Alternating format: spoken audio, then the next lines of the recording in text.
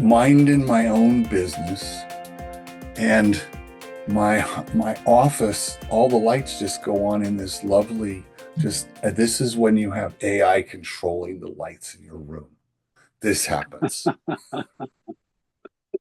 Good morning, sir. Good morning, my dear friend. How the heck are you? I'm great. He's Dewey Freeman. I'm Mark Sylvester. This is the Elder Council. We're recording this in between Christmas and New Year's, and it's that time of year. I wonder how long, how many millennia, maybe it's not millennia, but people use this time to reflect, right? Totally. It's a time, it can get a little much, but I thought as elders that one of the things that I don't do, I've said often on the show, I don't have a rear view mirror. I'm not looking in the past. However, Hmm. um, there was an article that came up this week that was about regrets that people have. They went and did a survey of senior citizens, of which I am. We are not senior citizens. We are elders. Let's Yeah, make that perfectly clear. Um, I that concur. yeah, we're elder, not older. Um, and they talked to them about the kind of regrets they had, personal, professional, educational, all these kinds of things. Had they done this, would the track of their life have been different? Like continued more in school or less in school or taken that trip or taken that risk. And I thought that just might be an interesting place to start because I don't have regrets. I think I was maybe 20. I was going through divorce young. And Well, divorce will make you question everything, question your choices and all of that. And someone super wise said to me, they said, about regret and worry, that they were two sides of the same coin. And then you worry, it's future based. You're worried about what's going to happen. And literally nothing, I have no idea what's going to happen. I can prepare, I can do all this stuff, but I don't know what's going to happen. That's worry. And regret is thinking about stuff in the past, which is done. Nothing I can do about that. And they hmm. said, live a life with no regrets and don't worry. And I was young enough that is deep in my bones. And with that, how do you how do you stay on that path? Because there's so many people I talk to and they go, I don't want to have regrets. I don't want to look into the future. I want to live in the now, in the present. And then literally 4 minutes later, they're going, I wonder what's going to happen with my job next week. So what is how do you stay there? And and then also I'm just curious, in, was it an article or was it what was it that you read? I don't know if it was an article or a book or a human in my life, but it was uh, No, just I a mean like the regrets now. oh, Wasn't there like so yeah, there was an article came out in Business Insider, and they had oh surveyed okay, senior okay. citizens, and do you regret not continuing with your education? Do you regret being a job hopper? Do you regret all Mm, kinds of things? Like, do you regret not saving money for retirement? Do you regret career decisions you made or didn't make? And I just thought it was interesting because I would be a really terrible person to be surveyed because everything, every choice I've made, everything I've done was the thing I did. And I either what what went well, what went wrong, what needed work. mm, So mhm. after every collective action, Kimberly and I, or myself with Well, myself, and you know I've done that. yeah. And then I'm done. I'm over it. I was like, and by the way, I do that while I'm still in the emotional or physical state of having done that thing. So I don't do it a week later and look back. I'm still in the thing. So to answer your question, how do I maintain that? Now, I've been this way for 50 years.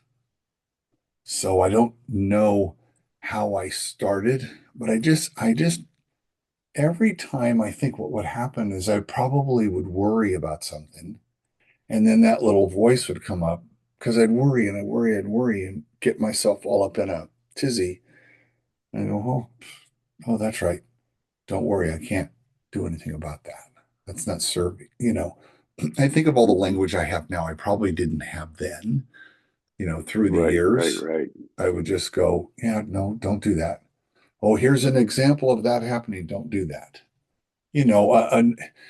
With a little sidebar, I'm working on a book called Moments in Time, and it's kind of autobiographical, but it really is.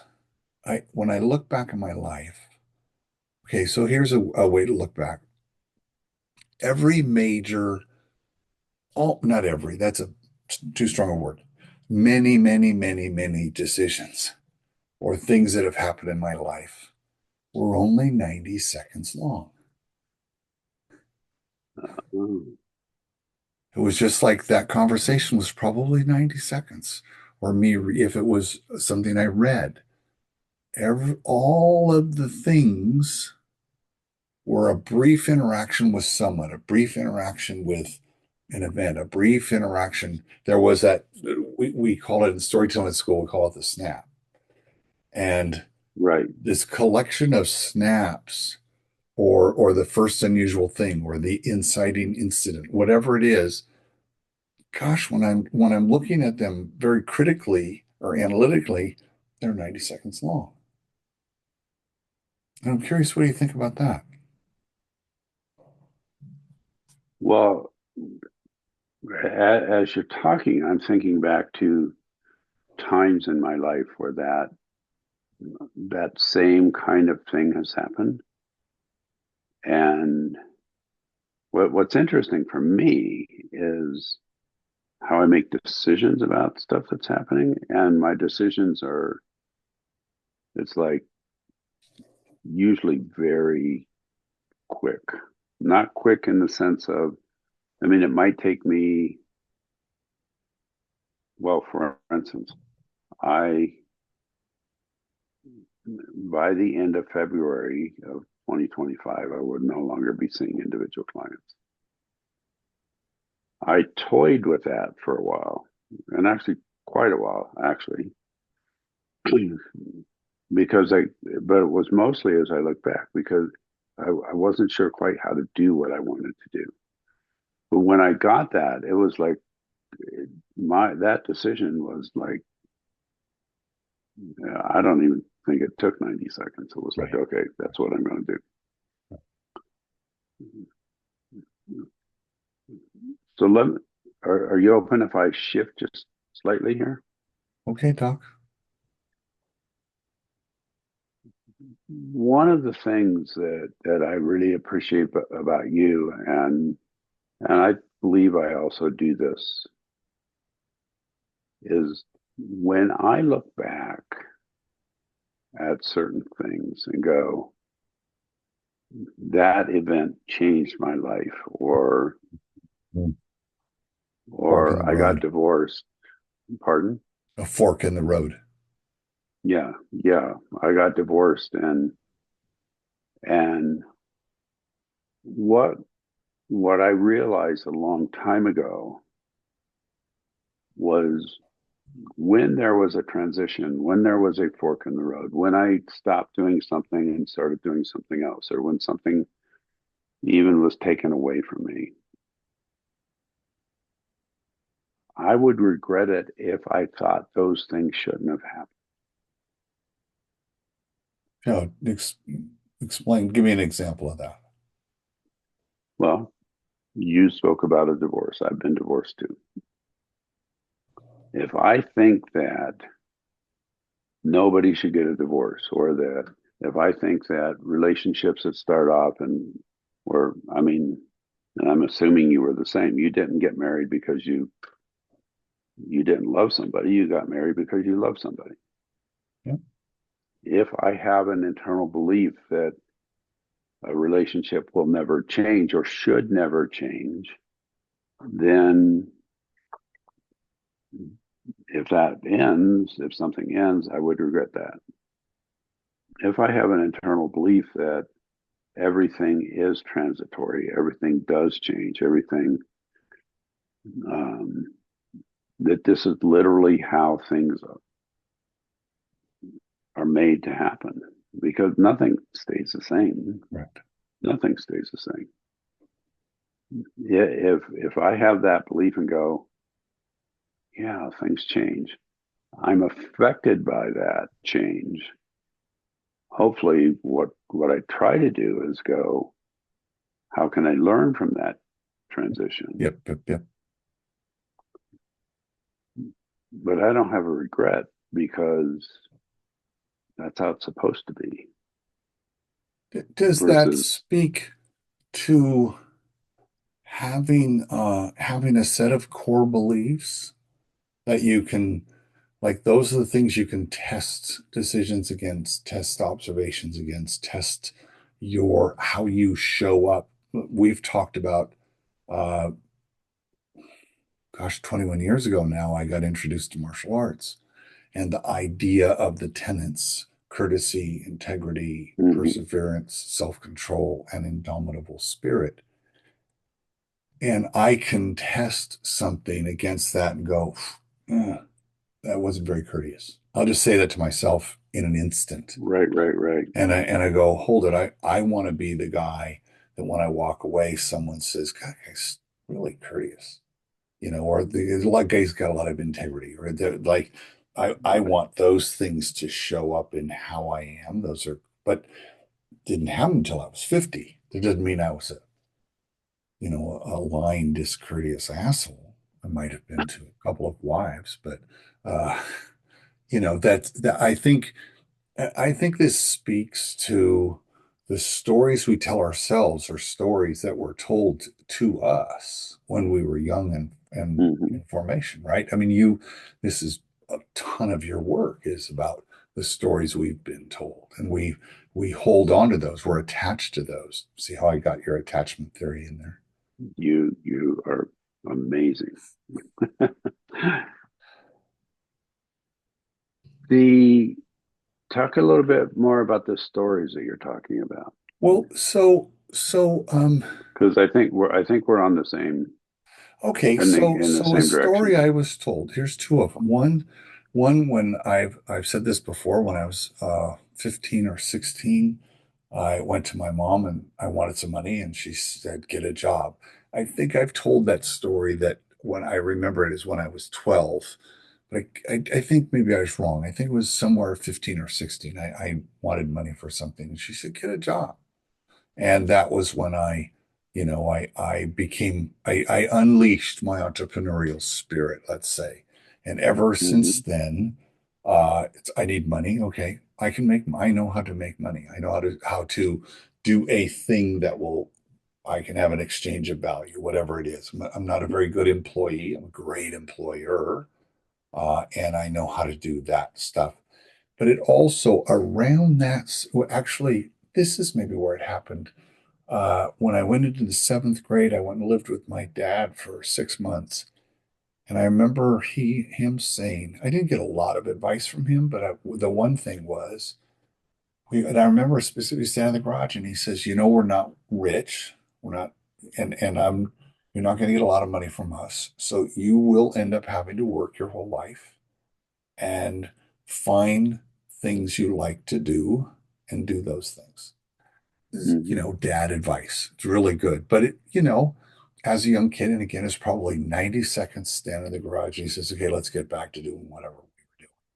Right. And so in life, if I didn't have a job or I wasn't working or that's never been it because the story I tell myself is I know how to work. I know how to do stuff. I know that's so I would never whine about, I mean, I've not missed a day of work, either for myself or someone else, since I moved to Santa Barbara 52 years ago. Exactly. And that's a story, right? How does, I'm curious about this piece. How does that kind of value and that kind of grit feed into not having regrets? Because I think those two things go together. Um,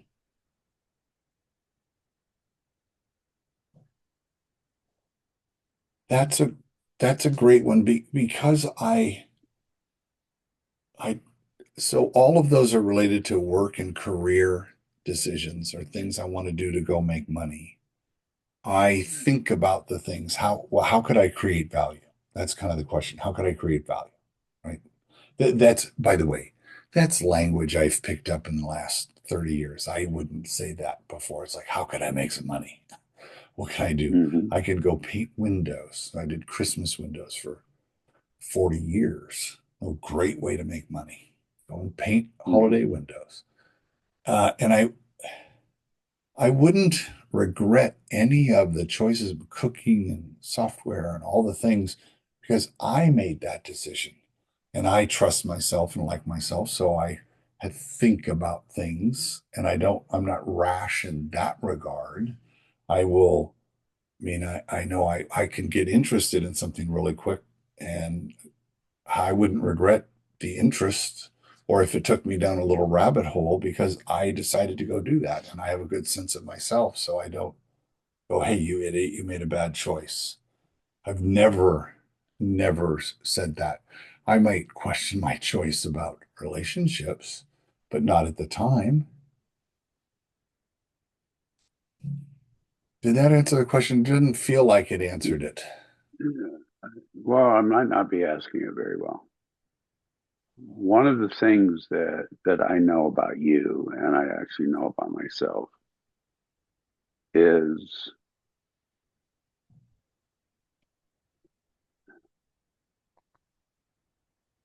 that when we get in a really tough bind around anything, could be money, it could be physical, it could be, a woman that we've been with says she doesn't want to be with us anymore. It could be changing jobs. It could, I mean, 1,000 different kinds of things. There's and maybe the grit has to do with, and because I'm thinking about grit here, has to do with the indomitable spirit, which is Yeah. Yeah. I have never seen you even think about giving up. Mm. And even By the way, I will cut bait, but that's I different. don't give up. That's different. And I like that separation because the I run into so many people that go, and actually, I think I'm wondering about this for myself. If I look at something and go, I gave up, I might have some regrets about that. I can see that. If I look at something and go, I have put in my heart and soul into this and it didn't go, then I don't have regret about that. I have one big one. We spent 20 years on a software company and we had to soft land that puppy and rather than go bankrupt, soft land it and have the tough Mm, conversation with the investors and look back and go, there were, there's no regrets. It's like, hey, it was a good ride. We soft landed it. No one got hurt. We lost some money, but that's what investing is. I lost my whole trust, my trust fund that I had, all gone in doing that. But there was no mm, regrets. It's like what did we learn from that thing? And that's how you get better. I think that kind of gets back to the what went well, what went wrong, what needs work.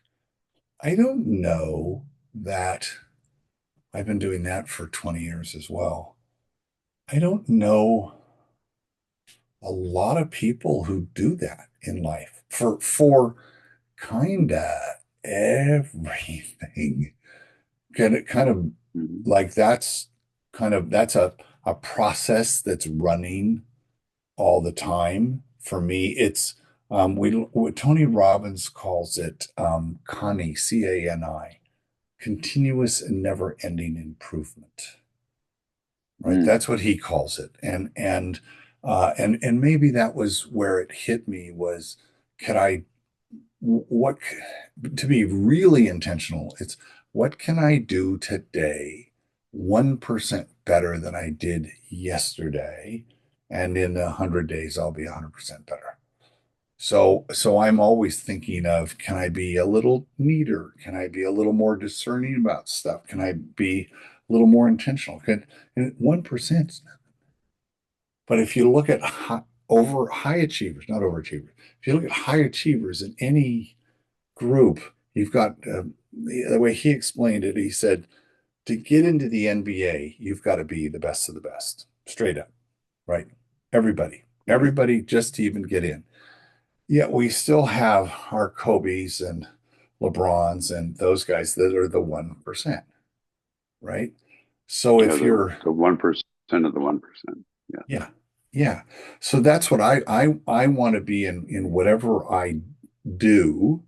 I set the bar for myself to try to be the 1% of the 1% in that thing that I'm doing. Mm. And that drives me to pay attention to details. We talk about we talk about brand a lot, personal brand. Like, what do people say about you when you leave the room? Like, what do you want to be said about you? What kind of marks do you want to leave? What's your brand? Think of Apple, think of Lexus, think of all the different brands. So we each of us are brands. And so a premium brand, not a luxury brand, premium brand, like, what is it? And for me, the definition of it is paying attention to detail.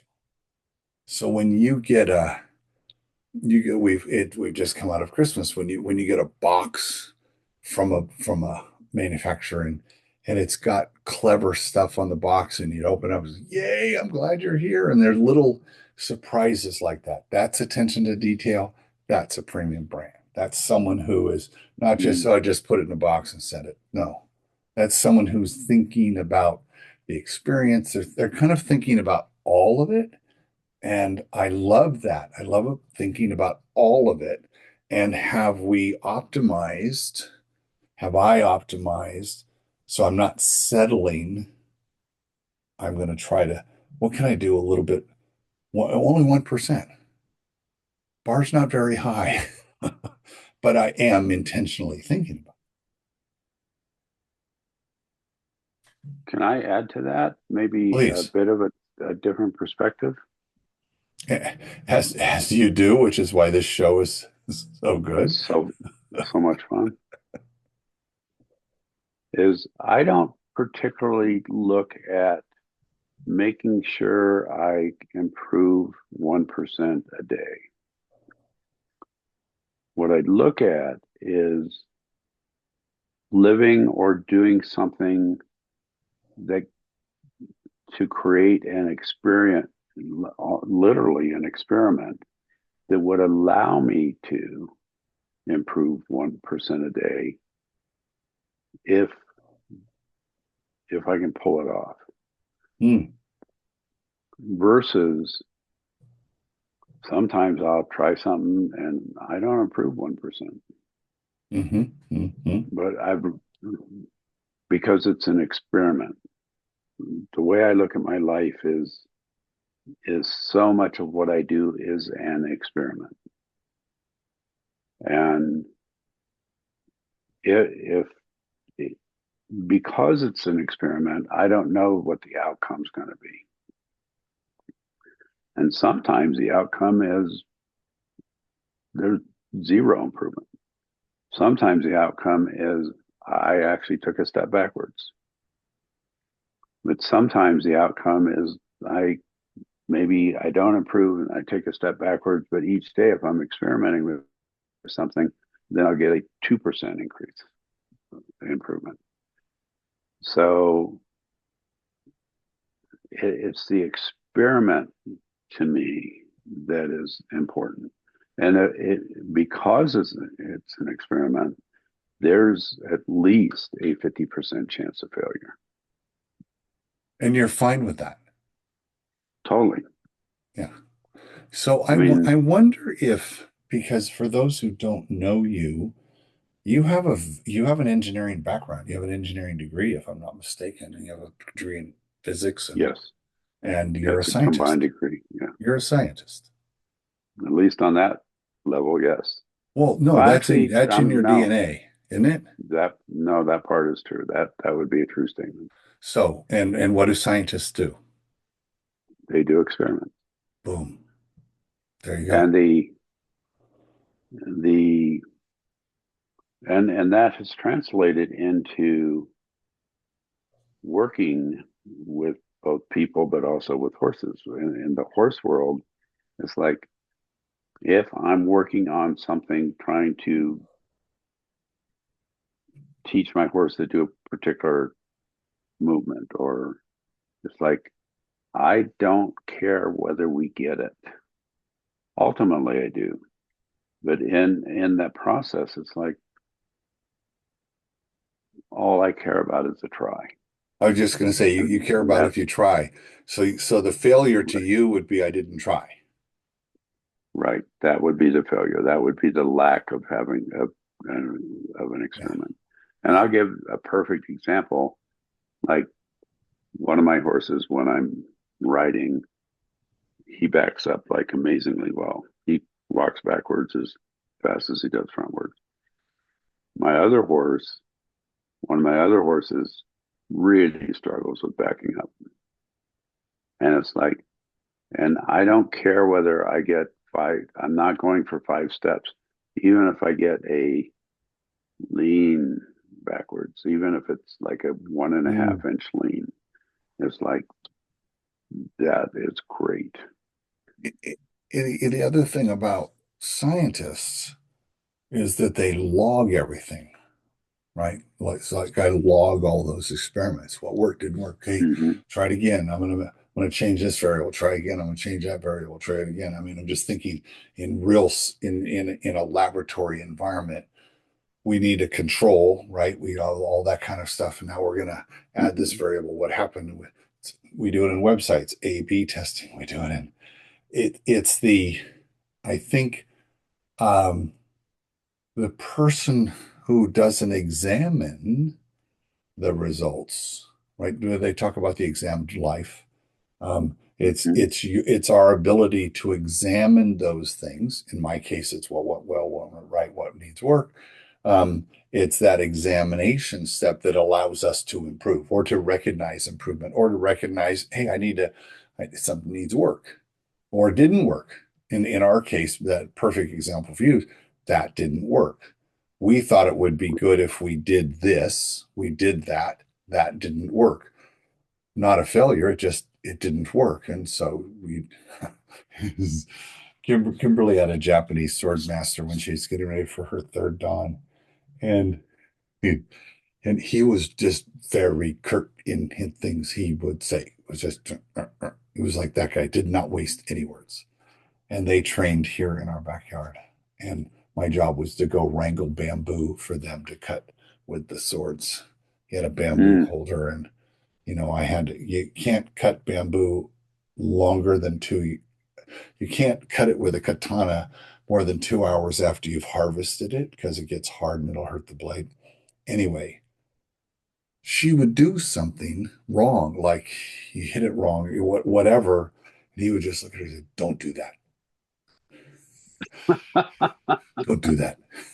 And that has stuck with us. Another one of those less than 90-second things. And we'll find we did a thing wrong, or it was like we just look at each other, don't do that, right? But if you lead the unexamined life, you don't give yourself the opportunity to improve or recognize the success. Like, hey, I handled that interaction really well. I didn't blow up that time. I, I was really, I took the opportunity. For me right now, I'm on this thing of random smiles and random jokes and interactions with people just because it makes Hmm. me happy. But I love to see a smile on just a chuckle when when I see them and they're just, they just have that kind of look on their face. I go, huh, how can you have that look on your face when it's such a beautiful day? And they just look at me like, who the fuck are you? Like that was so random. But they stop and go, you're right. Beautiful day. So yeah, there you go. I just walk away. Hmm. I've been doing it for about 8 or 9 weeks now and just enjoying myself. And and then I think, oh, I can get away with it because I'm just that quirky old man. Kick some slack. I, Okay. Can we go back to Kimberly and the Swordmaster yeah, sure. for a moment? What what made that experience for Kimberly super high quality? Um, his extreme attention to detail and tradition. She spent 3 to 4 months learning how to stand, bow in, and kneel into position and have everything fall in the right place before she did anything. Before she was allowed to reach for her blade was 4 months because there is a very precise and proper way to get into position to prepare yourself to be able to pull your blade. And she, while anxious to start learning all the techniques, knew that this is thousands of years of tradition here. And she is in a very fortunate position to have a private sword master take her through what I think he was eighth or ninth generation sword master. So yeah, and he wasn't supposed to teach anybody outside of his bloodline. But he And so chose to do that with Kimberly. he did it. A little side story about him. His name was John. When he worked for us, and we needed a sales guy. We only ever had a salesperson, and we're interviewing him, and it's going really well, really really well. We it's just great, and we're learning about him. We learn he's a martial artist, and that's a big deal for us, and to live a martial life. And he says, "Can you guys hold on a second?" And yeah, sure. He went out to his car. He came back in with his katana. For those who don't know what that Mm-hmm. is, it's your sword. And he got down on his one knee, and he says, "I pledge my sword to your house." And I was like, That just sent shivers through me. yeah. And it did to us. I mean, these days, someone walks in your office with a sword, you're like, "Oh, 911, right?" But we had in the hour conversation had established a level of trust so much he felt it, we felt it, that he came in and said, "I pledge myself to your house." So so there was that piece which he literally gave his word and I would say soul. Yeah. That would be the other piece that I also think about is there was enough trust early that when he said, don't do that, she knew that he was not saying, don't do that, you're a horrible person. Don't do that, you're stupid. Don't do that. There was no judgment. It was just, don't do that. And it was like, don't lift your hand this way, lift your hand this way. It's like, um, so relational, two pieces there. One is his expertise, but the other is Kimberly's willingness to experiment. And when she didn't get it right, she just experimented again. Okay. Even though he would say, and I don't know enough about it to know exactly what.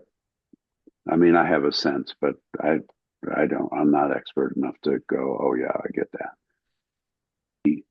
The whole piece. When he would say, "Don't do that," he's not saying anything negative of her. As we're reflecting back on this, um, what's interesting is that speaks very specifically to her relationship with coaches and mentors. And she was NCAA Woman of the Year in baseball and softball. She was fast pitch softball, full ride scholarship, academic All-American, all of that, full slacker, right, in life. But she's had coaches since she was 8. Her dad Al they would drive down to La Mirada 2.5 hours to see the pitching coach every Saturday. Oh wow. She's had coaches her whole life who were always pretty tough, pretty Mm-hmm. tough. And and so we had the martial arts. Now we have improv, and we have in improv, when you get to a certain level, you get a coach, right? You either take the classes and then you want to get better, you have a coach. And she takes a lot of online classes, and it's funny, she kind of judges the experience by how tough the coaching was. We would think an improv wouldn't be tough, but it's like, oh, hold it, hold it, hold it. Why'd you make that choice? Huh? Did you think Mm-hmm. about that, or were you paying attention? It's just like, oh, yeah, yeah. Her acting coach, that exact same way, exact same. Some might say harsh, hard ass, whatever, but she says, I want to learn. Don't coddle me. Tell me, don't do that. That's, and she responds in coaching situations where she says, you're the teacher, I'm the student. I don't want to waste your time. Please don't waste my time. I'm here for this period. If I'm doing it wrong, don't do that. And give me a little here. No, it's just a little bit this way. Interesting. I hadn't crossed my mind that's because right now she's wanting our coach to be a little tougher. Mm-hmm. Well, and that's part of the experiment, and that around to the try, and that wraps around. It's like there's one of the reasons I believe that many people live with regret is because there's so few people who are able to truly separate personhood from behavior. Where, and I know Kimberly well enough to know that a coach can say, do that, and frankly, don't do that again. And Kimberly will, sir, sir, ma'am, yes, ma'am, whichever the case may be. And Kimberly will not go, I'm a horrible student. I'm a horrible person. She does not do that. She Doesn't goes, take it oh, personally. yeah. She goes, okay, so my thumb's to be here instead of there. And which is, it, is as a human being. It's about where her thumb's supposed to be, or where her hand is supposed to be, or how she's supposed and that's to me that's one of the skills and one of the pieces to learn to help prevent us setting up for regret. And I mean, it's the same thing. I'm doing Brazilian jiu-jitsu with friend Robert, Robert. but And when we are on that, it's like, I he's a mean, professor. he's a professor, I'm the student, and I was there Thursday, and because of the situation, we had extra time. We spent like an hour and a half with me, and it was like when I was done, it was like, and like there's stuff that I just can't do yet, but that really doesn't matter to me. What matters to me is the level of effort I put in, and he will say, "Your hand was. You need to have your lower and turn your wrist out." And it's like, oh, okay, I wouldn't have known that. But it's like at the end, my response was, "Thank you for teaching me. Thank you for being nice to me." Because I mean, he's not unkind, but he's not coddling me, and I don't want to be coddled. It's like, no, this is where you're go. Okay, It kind of bring all of this home. It feels like in life we have Jedi masters in our lives. And look at Yoda. Yoda said, do, don't try. Don't try, do. Or whatever, however he said it. Um, and that's what we've been talking about. The regret would be that I yeah, didn't try. yeah, Right? I exactly. regret it. I didn't, I could have tried a little, I could have done a little bit. Okay, so let's have a life of no regrets. Let's always be present and showing up for show up for yourself. Just show up for yourself You bet. and Exactly. do whatever it is in your life. I'm speaking to whoever's listening or watching. Do that thing for yourself. Exactly. And things are actually supposed to be difficult. Which is another show, and I can't wait to do another show with you, my friend. I love you so much. Let's do that one. And I thank you for being my friend.